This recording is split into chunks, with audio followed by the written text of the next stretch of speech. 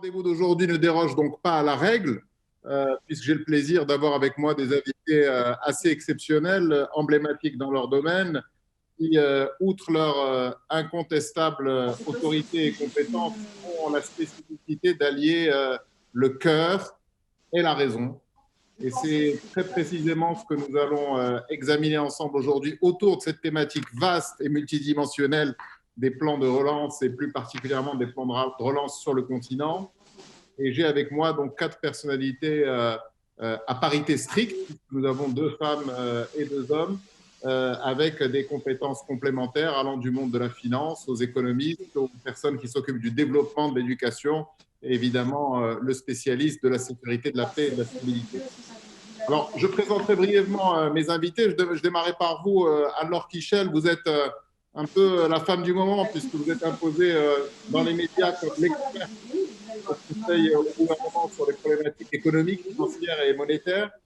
Vous avez une expérience de très haut niveau dans la finance internationale puisque vous avez travaillé pendant 20 ans dans deux établissements, dont un établissement dont le nom commence par R et se termine par D. On ne citera pas ici parce qu'on ne peut pas citer.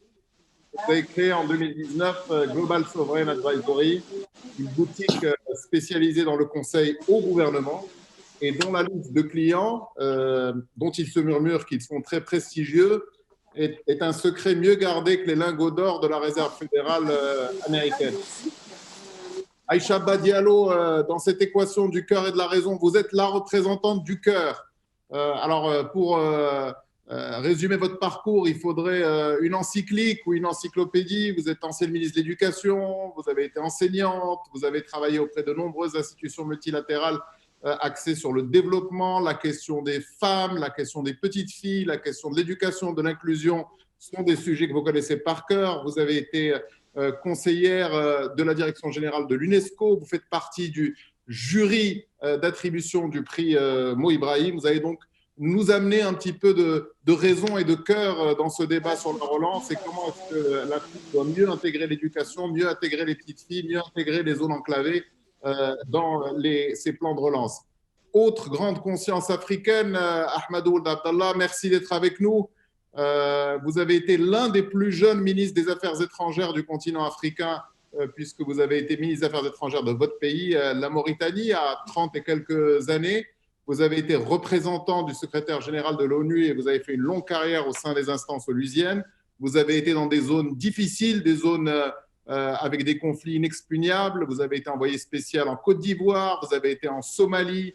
Vous êtes la personne la mieux placée pour nous parler de paix, de stabilité et de sécurité, qui sont des éléments évidemment consubstantiels de tout plan de relance et de développement. Et last but not least, grand par le talent, mais jeune par l'âge, Christopher Dembik, l'économiste en chef, patron de la recherche macro chez Saxo Bank. Vous êtes l'un des économistes européens et français les plus connus. Vous maîtrisez sur le bout des doigts les questions de dette, d'inflation. On vous demandera votre avis sur la soutenabilité de la dette et sur où placer son argent lorsqu'on est africain aujourd'hui dans ce contexte mondial un petit peu compliqué. Alors, les ground rules, vous les connaissez. 5 à 6 minutes, toutes taxes comprises pour chacun d'entre vous pour le propos introductif. Et ensuite, on va rendre ça un peu dynamique. On va échanger entre vous et puis je vais vous interpeller sur ces questions précises. Et comme les circonstances s'y prêtent, je ne vous souhaite pas de joyeuses fêtes, mais je vous souhaite de joyeuses dettes en cette fin d'année. Alors Kichel, le débat sur les plans de relance, sur le financement des budgets dans un moment de stress budgétaire intense sur fond de pandémie, il intervient à un moment très particulier où les institutions de Washington sont en profonde remise en question, où il y a même eu des mea culpa sur les plans d'ajustement structurel et les effets qu'ils ont eus sur le social. Le doing business a été arrêté par la Banque mondiale suite à un réexamen technique. Alors, ma question, elle est très simple.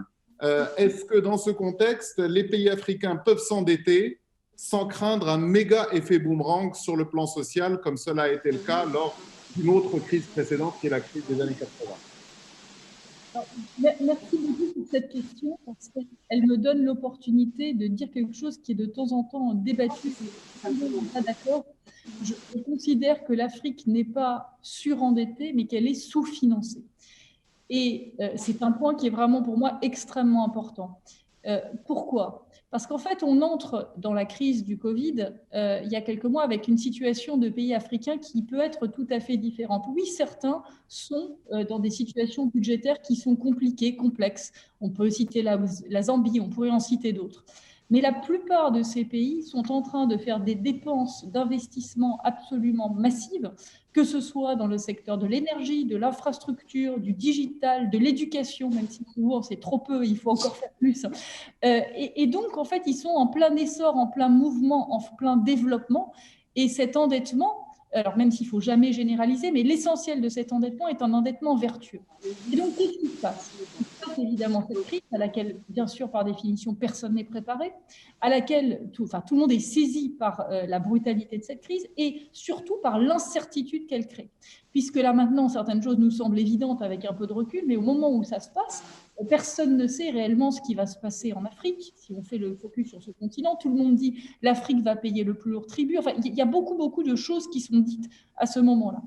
La réalité, et sans faire aussi de généralité parce que ça serait indigne et certainement pas juste, mais il y a beaucoup de pays africains qui ont eu des capacités de réponse à la crise qui sont tout à fait fortes, pertinentes et qui auraient pu inspirer certains des autres pays dans le monde. Et ça, c'est pas dit de manière suffisamment forte, que ce soit d'un point de vue sanitaire, et c'est pas juste parce que les chiffres parlent certaines choses.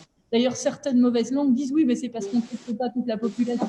Enfin, on ne teste pas toute la population dans de très nombreux pays. Il y a tout simplement eu une gestion sanitaire qui s'est beaucoup appuyée sur du bon sens et qui a été la mieux possible, la meilleure possible dans des circonstances qui sont celles que l'on connaît aussi avec une démographie évidemment forte.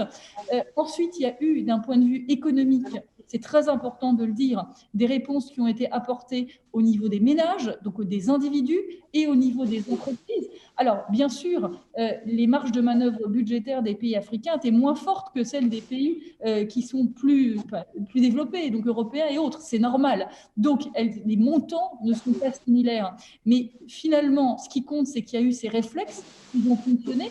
Ce qui compte aussi, c'est de voir que certaines des aides n'ont pas pu parvenir à destination, aussi de manière peut-être aussi efficace que dans d'autres pays, c'est tout simplement parce que c'est très normal quand il y a un pays qui est en développement, tous les tuyaux ne sont pas encore constitués, c'est la définition même d'être en développement, et à cause de ça, voilà, il y a eu certainement des choses que l'on pourrait améliorer. Mais j'insiste vraiment sur le fait que ces réponses ont été fortes, aussi fortes qu'il était possible, qu'elles ont souvent été extrêmement précises, elles ont pu être faites en direction de femmes, elles ont pu être faites sur certaines questions d'éducation, elles ont pu être faites sur des initiatives de revenus universels. Enfin, les exemples sont multiples, que ce soit au Togo, que ce soit en Côte d'Ivoire, que ce soit pour certains agriculteurs. Toutes ces mesures-là ont été prises et l'Afrique a vraiment montré une forte maturité par rapport à une capacité de réponse à la crise que l'on souligne, je trouve, trop peu quand on parle de ces sujets. Alors, bien sûr, s'ajoute de la dette et des dépenses absolument nécessaires à des situations où il y avait déjà de la dette puisqu'on était en train d'investir. Et en fait, tout le défi est là. Le défi est qu'évidemment, il ne faut pas que la croissance, la bonne croissance, ralentisse. Tout le défi est le financement des projets nécessaires en Afrique, éminemment nécessaires. C'est l'éducation, c'est la santé, c'est les infrastructures, c'est l'énergie, mais c'est énormément de moyens et des moyens qui doivent être mis à disposition dans les conditions les plus attractives possibles. C'est pour ça que le rôle des institutions internationales et de ceux qui peuvent donner des financements à des conditions que j'appellerais concessionnelles, très favorables, relativement bas, est absolument essentiel et il est fondamental que ce travail-là puisse continuer et que ces mannes de liquidité puissent être mises à disposition. Et c'est très, très important de se rendre compte de ça et que ça puisse continuer.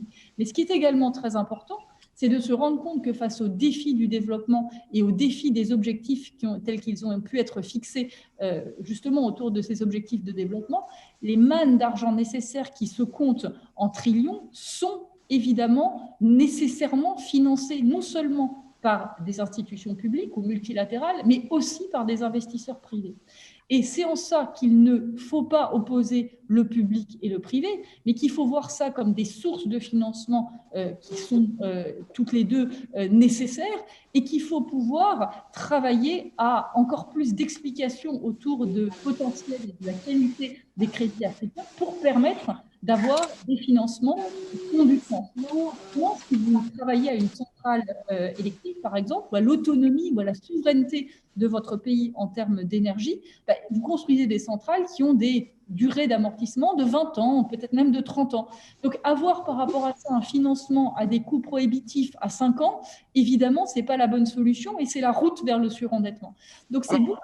Attendez une seconde, alors Kichel, parce que j'ai, comme d'habitude, des invités formidables et je vais utiliser mon joker dès le début. Donc, vous nous dites qualité du financement, bonne dette, ciblage, prêt concessionnel pour le secteur privé, PPP, évidemment, pour essayer d'aller plus vite. Mais dans un contexte où il y a un croisement des courbes entre les détenteurs de la dette africaine, entre les prêteurs privés et les prêteurs publics, et il y a peut-être des choses qu'on ne peut pas se permettre aujourd'hui. C'est plus compliqué de parler avec un bailleur privé et surtout, il y a des clauses d'arbitrage, il y a la justice internationale si on fait dépôt. C'était quand même plus simple de parler avec les organismes multilatéraux. Mais vous savez, tout est simple ou tout est compliqué, parce que quand on parle au FMI ou à la Banque mondiale ou à d'autres, le FMI vous demande des conditionnalités. Donc, ce n'est pas juste de l'argent comme ça, sans rien derrière. Il y a des réformes que l'on vous demande de faire. Et après, certaines de ces réformes peuvent être bonnes ou moins bonnes pour le pays. Donc, là-dessus, je ne vais pas me lancer dans le débat connu, mais il y a quand même une remise en question de temps en temps de certaines des réformes qui ont été mises en avant comme les meilleures des réformes au moment où elles étaient prônées. Et en fait, on s'est rendu compte qu'elles étaient finalement peu pertinentes.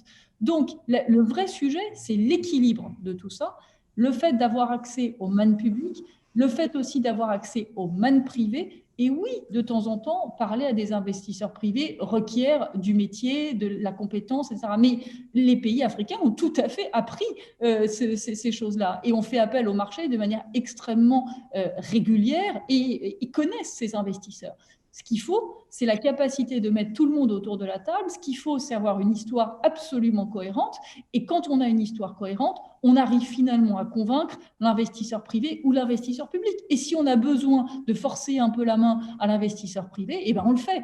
Mais encore une fois, tout part, et c'est ce que j'ai toujours considéré, tout part du projet, tout part de l'histoire de là où on veut mener son pays. Et si ces choses-là se font en cohérence, je considère que tout le reste suit. Et la plupart du temps, c'est exactement ce qui se passe et c'est compris de tous les créanciers, qu'ils soient publics ou qu'ils soient privés.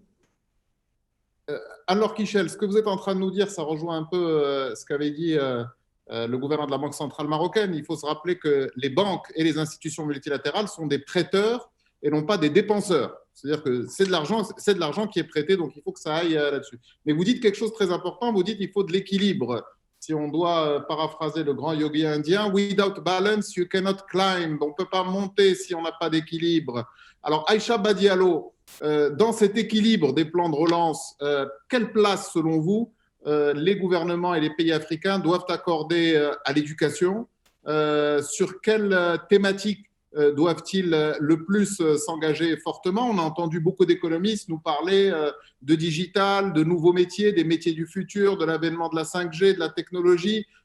Selon vous, Aïcha Badialo, où sont les urgences en matière d'éducation et quelle part des budgets des plans de relance doit y être consacrée, et notamment à sa réforme? Vous devez activer le micro, Aïcha. Hein. Oui. Rappelons que d'ici 2050, 840 millions, ce sera des jeunes. Et je demanderai à tous les autres de couper leur micro, s'il vous plaît, parce qu'on vous entend, la régie. Hein. Donc, le grand défi de l'Afrique, c'est la création d'emplois. C'est un enjeu de stabilité, mais c'est aussi un levier pour tirer la croissance vers le haut. C'est en offrant aux jeunes des opportunités d'emploi qu'on peut les convaincre de rester chez eux en Afrique au lieu de migrer et aller mourir dans l'océan ou alors s'embarquer dans des sectes qui vont les amener à faire des choses impossibles. La plus grande richesse de l'Afrique, c'est sa jeunesse. Et c'est une opportunité à condition qu'on investisse dans le domaine de l'éducation. Mais il faut aussi se dire que l'Afrique, ces jeunes-là, ce sont des mains pour travailler, ce sont des cerveaux pour réfléchir et pour bâtir le continent. Mais il faudrait quand même que l'Afrique accepte de s'unir. Nous sommes 54 pays. Il faut qu'ils s'unissent, qu'ils adoptent la libre circulation des personnes et de leurs biens sur tout le continent. Et en attendant qu'on ait un passeport, un seul pour chacun, qu'ils suppriment les visas entre les pays. Et donc, il faut qu'ils investissent de manière accrue dans l'éducation et dans la formation qualifiante qui répondent aux besoins des jeunes et du marché de l'emploi. Pour moi, il y a une branche où l'enfant ne chômera jamais, le jeune ne chômera jamais. C'est dans le domaine de l'agriculture. 60% des terres arabes du monde sont en Afrique. Et nous savons qu'au niveau de nos pays, l'environnement est favorable. Il y a une demande de produits agricoles. Par conséquent, en s'investissant dans l'agriculture, les jeunes ne vont pas chômer. Et au niveau des pays, puisqu'il y a eu la déclaration de Malabo en 2014, où les pays africains ont accepté de considérer l'agriculture comme étant une priorité. Et le NEPAD a promis de joindre d'ici 2050 250 millions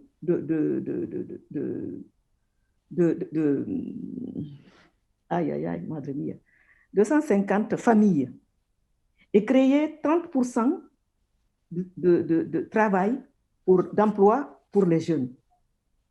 Et ils vont aussi utiliser le numérique pour pouvoir améliorer leur production. Donc, pour moi, à partir du moment où au niveau national, il y a une demande, au niveau de l'Afrique, il y a un engagement. Il n'y a pas de raison que les jeunes n'aillent pas avec l'agriculture.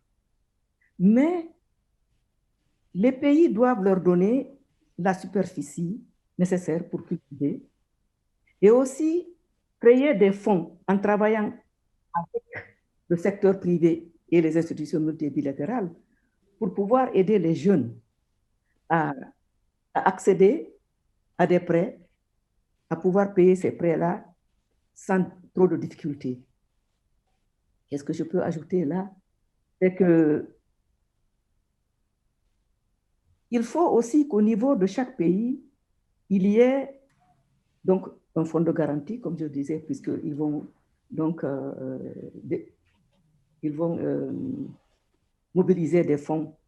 C'est un fonds de garantie, un fonds de bonification, un fonds d'études, un fonds d'assistance technique et un fonds de survie. Il faut qu'au niveau des zones rurales, pour que les jeunes qui vont accepter d'aller vers l'agriculture ne cherchent pas à revenir en ville, il faut qu'il y ait des routes. Il faut qu'il y ait un minimum de services sociaux tels que l'école, un centre de santé, il faut des loisirs, il faut l'eau potable, il faut l'électricité, un accès à Internet. Et à ce moment-là, les jeunes vont accepter de produire et pouvoir vendre leur production, aussi bien au niveau national qu'au niveau sous-régional et même dire continental. Ils vont accepter à ce moment-là. Il y a des initiatives qui ont été lancées au niveau de la région Afrique.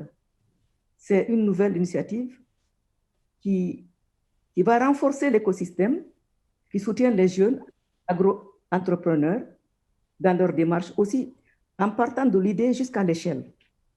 Il y a une autre initiative régionale aussi qui va chercher à accroître le commerce régional des produits alimentaires.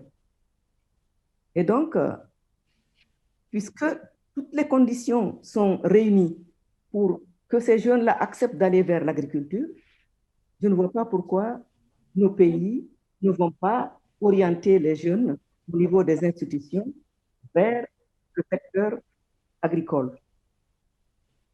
On dit d'ailleurs que la COVID-19, puisque l'Afrique, on dit que c'est seulement 17% qui ont été infectés et les décès, c'est seulement 4%. Ça, c'est grâce au leadership de l'Union africaine qui a amené les chefs d'État à réagir tout de suite dans le cadre de la protection, protocole de protection. Et donc, nous avons mieux réagi que les autres pays. Pour moi, donc, la COVID-19, pour les jeunes Africains, c'est une opportunité pour trouver un emploi ou créer leur propre entreprise. On dit d'ailleurs que l'avenir appartient à l'Afrique et que d'ici 2050, le continent pourra nourrir 9 milliards de personnes. L'agriculture, donc. La formation dans le domaine de l'agriculture. Les filles et les femmes seront évidemment incluses. Alors, Aïcha, vous êtes en train de nous dire il faut des mains pour travailler, il faut des cerveaux pour réfléchir. Et en creux, ce que vous êtes en train de nous dire, c'est les gouvernements et les responsables du pouvoir économique ont tendance à think big, à avoir de grosses idées, de grosses choses. Mais vous êtes en train de nous ramener à des choses très simples. Les routes locales, l'agriculture, les petits entrepreneurs, l'agriculture. Comment est-ce qu'on instille ce sentiment d'urgence permanent pour que les gouvernants mettent aussi de l'argent dans l'économie sociale et solidaire? Comment est-ce qu'on arrive à la mettre au top de l'agenda des gouvernements lorsqu'ils vont avoir des fonds pour ces plans de relance? Parce que c'est pas sexy. Vous connaissez les gouvernements, ils aiment bien les gros projets, les ponts, les grands projets d'infrastructure, mais tous ces petits projets, comment est-ce qu'on les rend sexy? Comment est-ce qu'on les met en haut de la pile des priorités? Si les gouvernements ne s'occupent pas de la jeunesse va s'occuper d'eux. C'est une question de stabilité.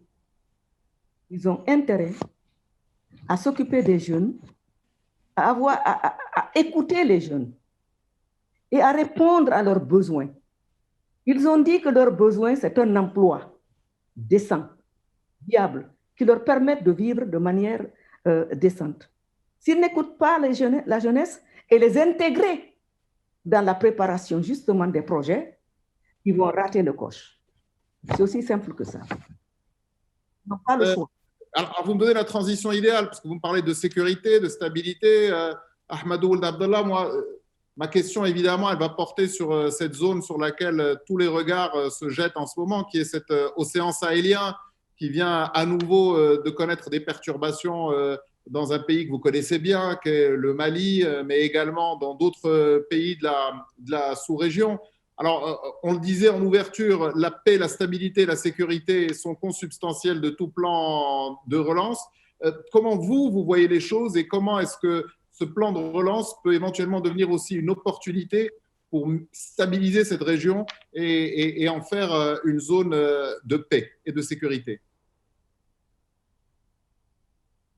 Merci beaucoup et félicitations pour l'organisation de ce webinaire.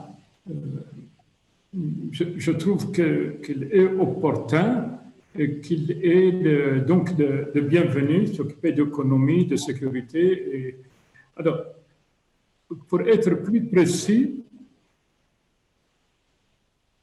de mon expérience, je crois à la solidarité régionale, mais je crois aussi à l'effort des gouvernements.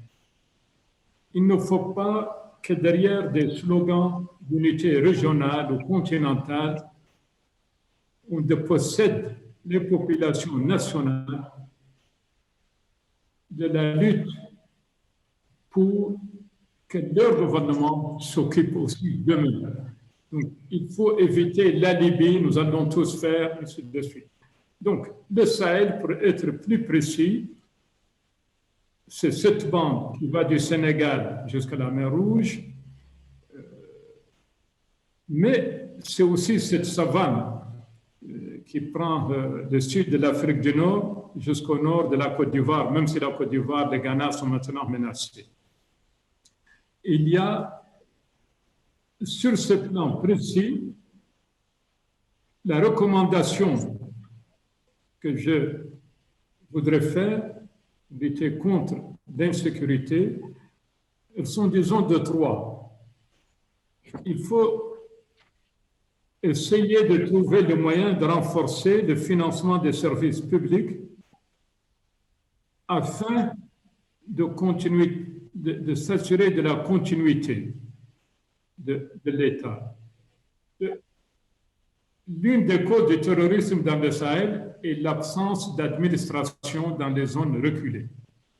Il ne faudrait pas que le Covid aggrave cette situation. Donc, on doit soutenir les administrations dans le monde rural, dans les zones éloignées, pour que la présence de l'État soit toujours visible, pas une présence oppressive, mais cette présence. Donc, assurer la continuité de l'État par cette présence de l'administration, la proximité. On doit également s'assurer que même si elle est coûteuse, la santé ne peut pas être négligée, surtout en période de Covid. Or, les budgets de santé sont très fragiles, presque inexistants. Donc, quels que soient les problèmes, santé, éducation et la proximité du service public. Alors, plus précisément, il faut essayer de manifester la solidarité à ce niveau sur le plan.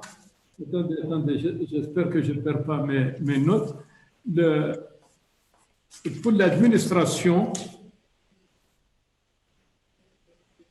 le plan de relance, à mon avis, c'est d'éviter l'aggravation de la situation actuellement.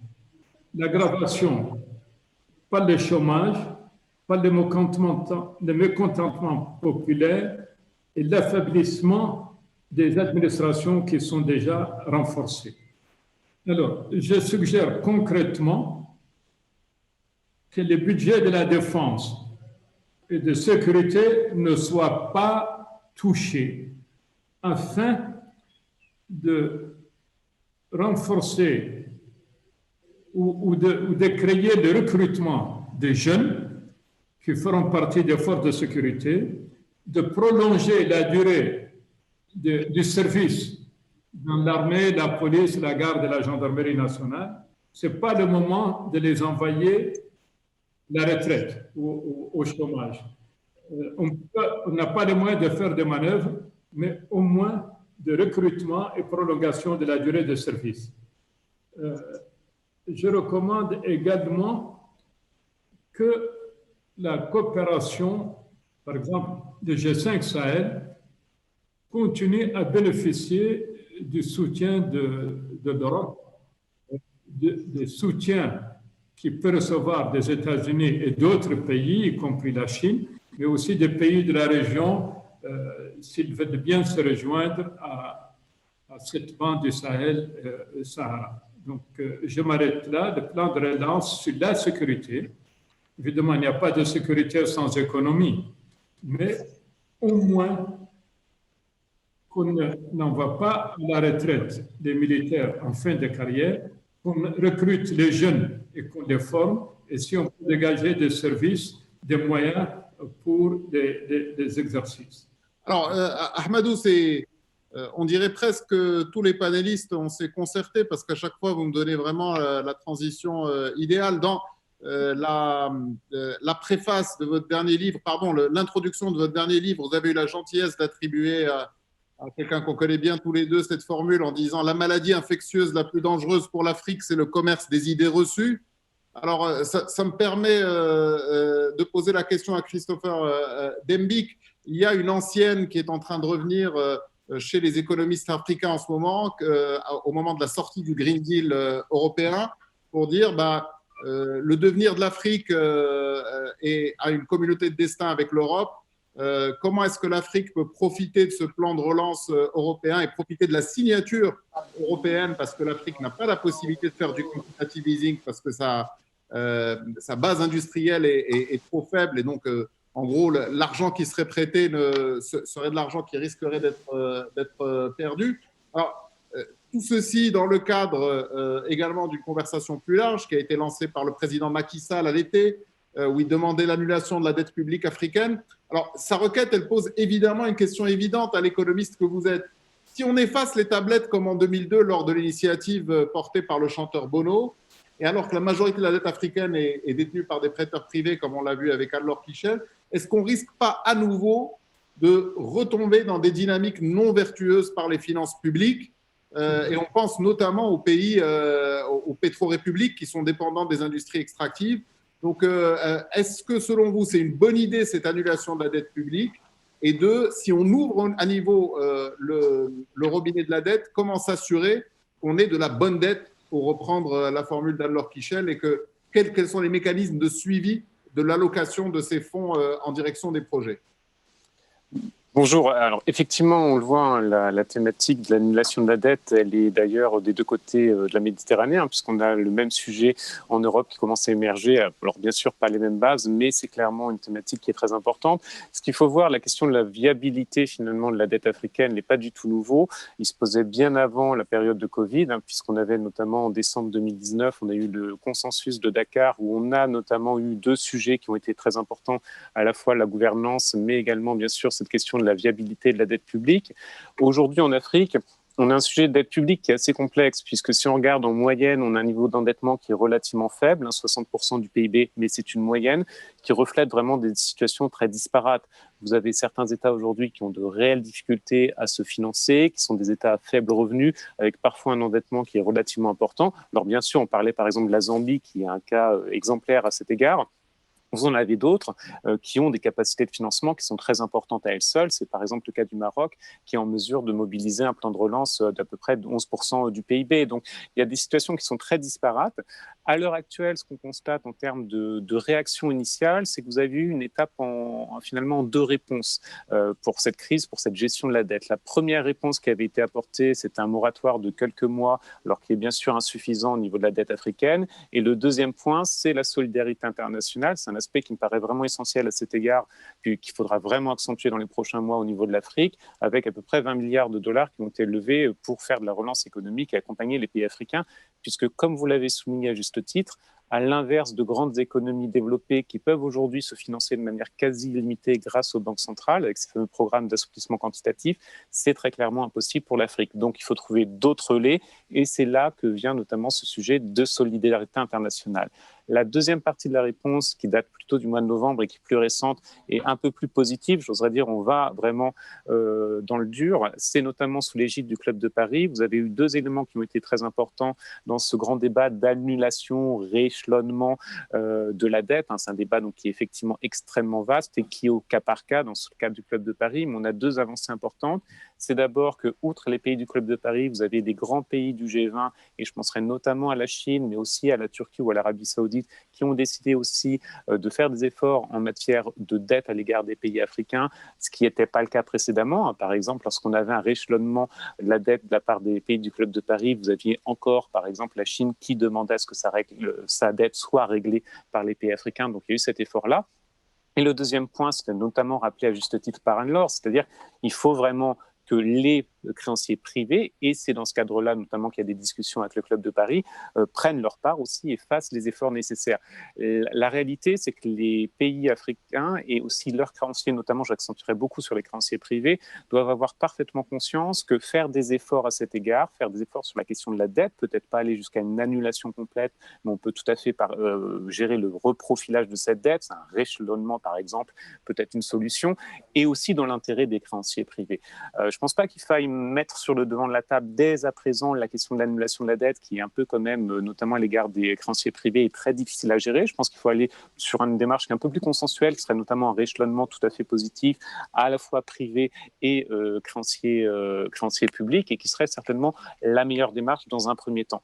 Mais comme vous l'avez souligné aussi, c'est très bien de gérer le stock de dette préexistant, puisque c'est réellement une problématique au cas par cas dans certains pays, mais il faudra aller bien évidemment au-delà, c'est-à-dire quel type de dette on fait, quel type de dette on va générer dans les prochaines années. Et j'apprécie notamment, je rejoins parfaitement la distinction d'Anne-Laure entre bonne et mauvaise dette, c'est-à-dire qu'aujourd'hui, l'Afrique a des besoins de financement extrêmement importants dans des projets qui sont positifs. Alors ça peut être des projets sociétaux, ça peut être des projets en termes de santé, et on a vu d'ailleurs de nombreux pays africains avoir une démarche tout à fait positive dans la gestion de la Covid et effectivement une démarche qui pourrait tout à fait être exemplaire pour d'autres pays hors Afrique.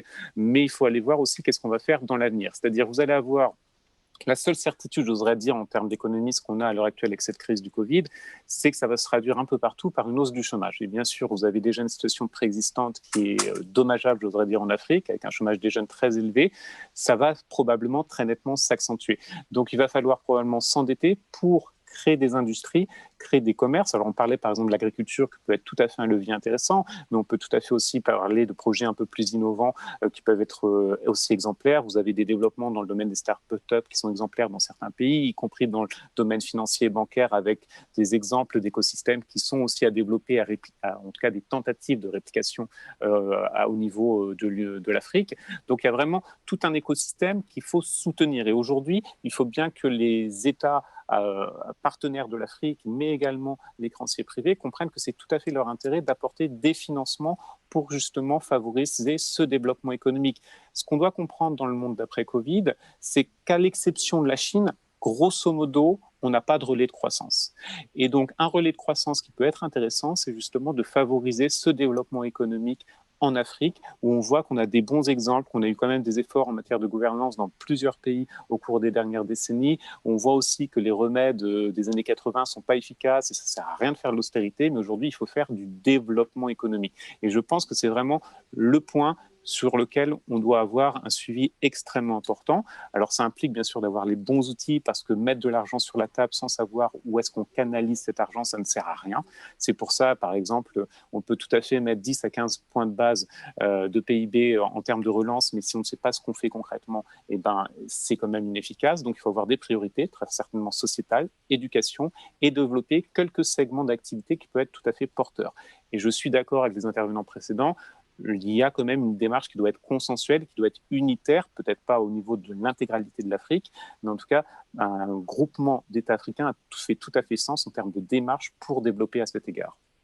Alors, ça tombe très bien parce que vous nous faites glisser très lentement vers les perspectives et les solutions. Anne-Laure Kiechel, vous entendez ce que vient de nous dire Christopher Dembicq. Alors, l'Afrique a des défis, on va dire, structurels, une étroitesse de l'assiette fiscale, une prévalence de l'informel dans ces tissus industriels, et il va falloir que les États rentrent de l'argent, parce que s'ils vont aller prendre des sous au niveau international, il va falloir qu'ils remboursent. Donc, il faut également que cette question de l'élargissement de l'assiette fiscale soit au cœur de l'actualité.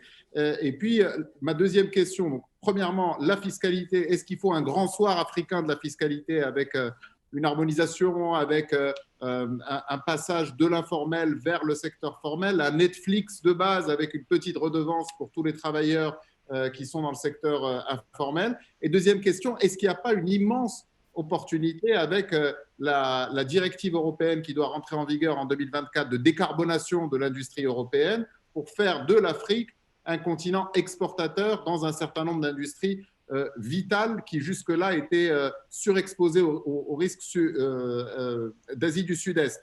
En gros, est-ce qu'on peut déplacer une partie du centre de gravité manufacturier qui est en Chine vers l'Afrique afin d'avoir une supply chain plus courte et de profiter justement de ce Green Deal européen? Je sais que c'est compliqué de faire une réponse en 3 minutes là-dessus, mais je suis sûr que vous avez tout le talent pour nous la résumer. Je vais essayer de l'avoir. Alors, sur les questions de fiscalité, il est évident qu'il faut travailler au passage informel-formel. C'est absolument clé, absolument nécessaire. Et ça se fait par consensus et cohésion des populations qui doivent comprendre quel est le bénéfice de faire ça. Mais je n'ai jamais cru à la contrainte. Je considère qu'il faut expliquer pourquoi on fait ça et pourquoi c'est dans l'intérêt de tout le monde. Et ça semble particulièrement important.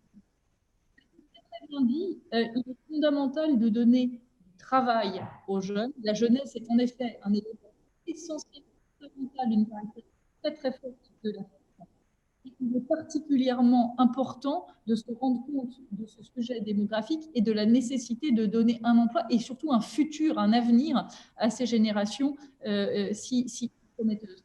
Et donc, en effet, il faut innover avec ce qui existe déjà en Afrique. Et en effet, le rôle de l'agriculture est tout à fait important. Le rôle aussi des petites structures et des petites entreprises est aussi très, très important. Et là, il faut aussi qu'on soit conscient des blocages, puisque alors les femmes nigérianes le racontent très bien, mais d'autres seraient aussi capables de le dire tout autant. Quand vous allez vers une banque et que vous avez 4 ans avant d'obtenir un crédit, bon, autant vous dire que votre projet, il fonctionne pas comme ça.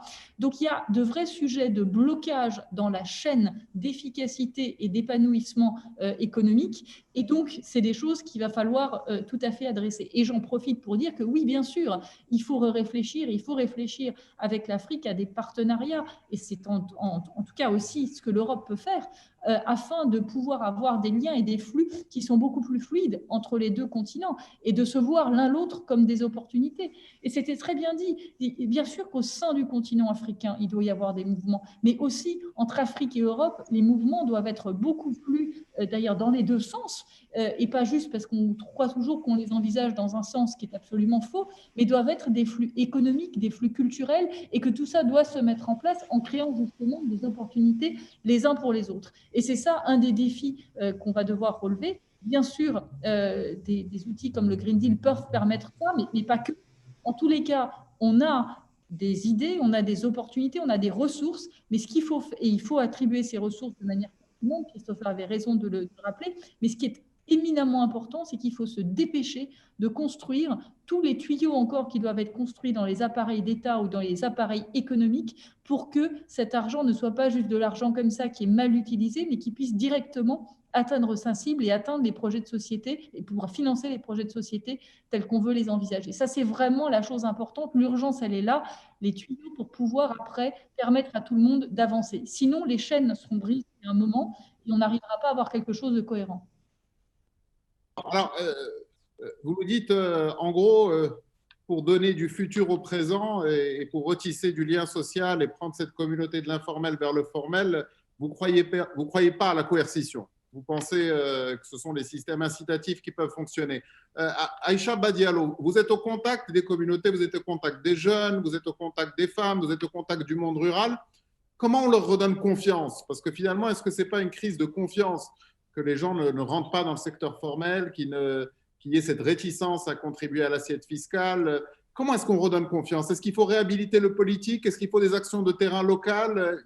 Où est l'alpha et l'oméga de cette équation? Il faut beaucoup de sensibilisation. Il faut absolument que la corruption que nous vivons dans certains de nos pays stoppe. Il faut la bonne gouvernance et un leadership. Il faut qu'on écoute les jeunes. On ne les écoute pas. On ne cherche pas à comprendre ce que nos populations veulent. Tout à l'heure, la dame l'a bien dit, on ne peut pas obliger les gens, il faut les convaincre. S'ils ont accès, par exemple, au crédit de façon très souple, pour qu'ils puissent mettre en œuvre leur projet, ils auront confiance. Mais si cela ne se fait pas, ils viennent, ils demandent un crédit. Ça met un an, ben, ils auront perdu tout leur temps. Donc, il faut cette confiance. Il faut absolument rebâtir la confiance qui, malheureusement, a été erronée à cause des élections que nous avons eues dans nos pays et qui n'ont pas été faciles. Ça a arrêté tout ce qu'on faisait pour s'occuper des élections. Quand les élections se font, ça ne se fait pas de manière très transparente. Donc, le leadership de la base au sommet doit être entièrement reconstitué. Moi, je pense que c'est ça. Il faut reconstruire la confiance à tous les niveaux. Il faut lutter contre la corruption.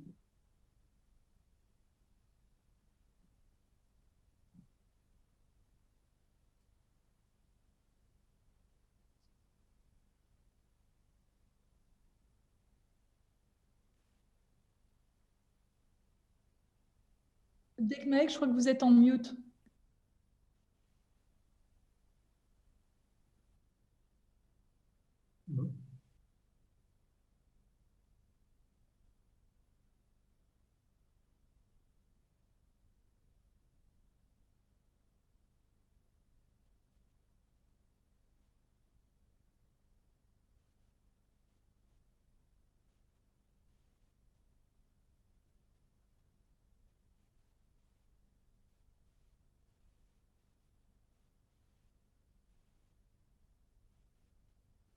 Ahmadou, vous m'entendez? Oui. Vous avez, Oui. entendu vous avez entendu la question ou pas? Non. Bon, alors je la répète. Aïcha parlait de leadership, de reconstruire le leadership politique et de réinvestir le politique. On a un exemple récent où on a un prix Nobel de la paix qui est un jeune Premier ministre éthiopien qui est maintenant aux prises avec un conflit armé, ce qui prouve que même les leaders sont confrontés à des crises très compliquées. Comment est-ce qu'on rétablit, je vous pose la même question qu'à Aïcha Badialo, comment est-ce qu'on rétablit la confiance entre les États, les politiques et la jeunesse, les forces vives de la nation? C'est une question extrêmement importante, sensible, et la réponse, si elle se veut être honnête, peut être perçue comme subversive. En Afrique, comme dans certains pays du Moyen-Orient, on veut le beurre et l'argent du beurre. Nous voulons l'unité africaine et nous voulons une gouvernance nationale. Alors, on dit toujours il faut l'Afrique. Les responsables, à juste titre, ne se sentent pas accountable devant leurs propres citoyens. Je pense à ce que dit Mme Ba. Comment voulez-vous qu'un responsable qui d'Afrique, ne pas comme en Orient, se sente responsable devant son propre pays? Et donc, ça, c'est l'un des handicaps.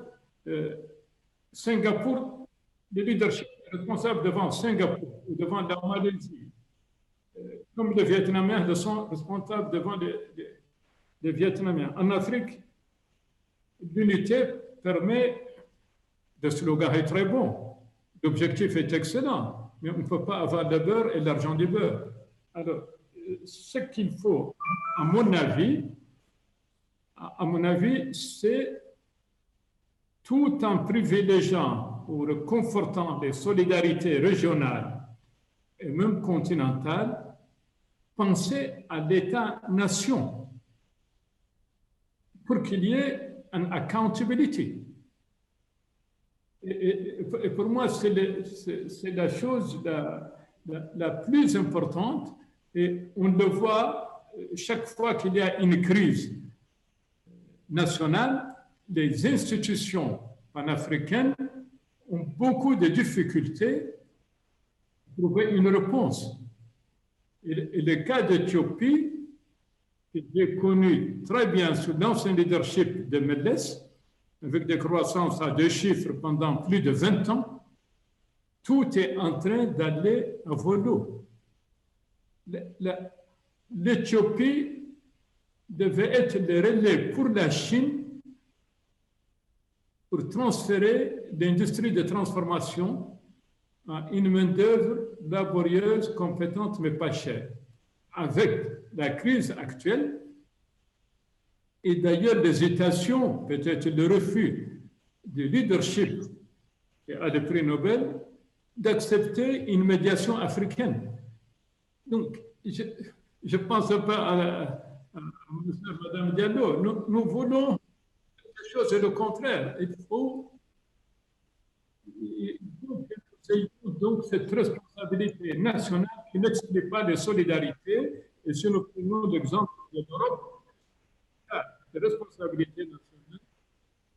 Alors, Ahmadou, je vous arrête 2 secondes parce que vous nous dites quelque chose qui est très important et qui va nous permettre de conclure ce panel en donnant à chaque invité 1 minute pour répondre à cette question. Est-ce que, au-delà de l'allégorie pâtissière que vous avez bien voulu partager avec nous du beurre et de l'argent du beurre, est-ce qu'on n'est pas en train de vivre une crise de la verticalité dans un monde qui est devenu extrêmement horizontal avec les réseaux sociaux, avec l'inclusion, on va dire, des opinions publiques dans le débat public? Il devient très difficile. Or, la crise aime la verticalité. La crise aime que les décisions soient prises rapidement, qu'elles soient clivantes, etc. Christopher Dembicq, qu'est-ce que vous en pensez? Est-ce qu'on est face à une crise de la verticalité? Oui, on le constate de plus en plus, mais moi, je n'utiliserais pas vraiment le terme de crise, puisque crise, c'est connoté comme négatif. Et finalement, ce qui se passe aujourd'hui, c'est qu'on voit une émulation, notamment au niveau de la société civile, au niveau des jeunes, au niveau des différentes entreprises qui se créent. Si vous allez, par exemple, dans de nombreux pays du Maghreb, je penserai notamment en l'occurrence au Sénégal, vous avez beaucoup d'exemples d'entreprises qui se créent, de start-up, d'écosystèmes. Alors, bien sûr, il y a le financement public, il y a parfois du financement privé, mais fondamentalement, ce qu'on constate, c'est effectivement, il y a une défiance à l'égard, entre guillemets, des institutions, mais derrière cela, on a surtout des initiatives venant de la société civile, alors à la fois une critique des institutions, mais des initiatives aussi très positives de création d'entreprises, notamment de la part des jeunes, le continent africain étant notamment un continent très jeune, et donc c'est ce qui permet aussi d'être un peu optimiste, si je devrais conclure. Moi, cette fameuse crise des verticalités, je vois ça comme une vraie opportunité aussi pour que la société civile s'exprime et qu'on ait des créations, des innovations, en particulier en venant des jeunes, qui permettront à l'Afrique de renouer avec une croissance un peu plus importante lorsqu'on sera sorti de la récession liée à la Covid, et aussi d'avoir de nouvelles initiatives. C'est-à-dire qu'on peut attendre beaucoup, et je suis complètement d'accord sur les partenariats internationaux, mais force est de constater que c'est à l'intérieur des pays, et notamment la force vive des pays d'où doivent venir effectivement les changements. Et je crois vraiment qu'on a ce phénomène-là qui est en pleine émancipation à l'heure actuelle. Alors, est-ce que vous partagez l'opinion de Christopher Dembicq? C'est moins une crise de la verticalité qu'un changement de civilisation. On est en train de basculer. Il y a beaucoup d'initiatives de la société civile qu'on ne peut que saluer. Moi, je n'aime pas non plus vraiment le mot crise.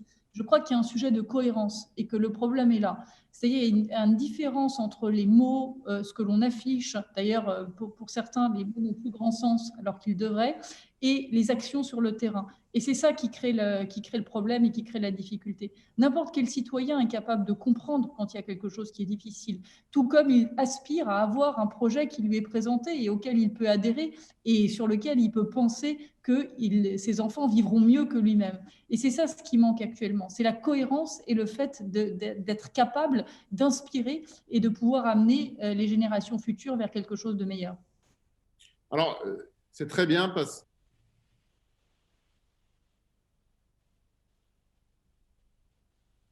Je crois qu'il y a un problème de micro.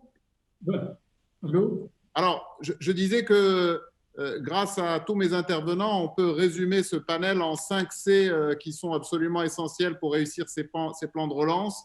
Courage, concertation, co-responsabilité et concertation sont les mots dont nous aurons le plus besoin lors des mois à venir. Je tenais à tous vous remercier d'avoir participé et je repasse l'antenne à Paris pour le panel d'après. J'ai été très honoré et très heureux de vous avoir tous les 4 avec moi lors de ce panel et je vous dis à très bientôt. À bientôt.